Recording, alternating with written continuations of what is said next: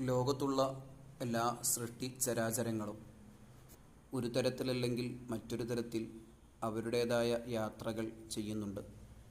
ഭ്രമണപഥത്തിൽ നിരന്തരം സഞ്ചരിച്ചുകൊണ്ടിരിക്കുന്ന സൂര്യ, ചന്ദ്ര, നക്ഷത്രാദികളും മനുഷ്യരും മറ്റു ജീവികളുമെല്ലാം അവരുടെ ജീവിതോപാധികൾക്കു വേണ്ടി, വ്യത്യസ്ത ആവശ്യങ്ങൾക്ക് വേണ്ടി എത്രയെത്രയാണ് യാത്രകൾ ചെയ്തുകൊണ്ടേയിരിക്കുന്നത്.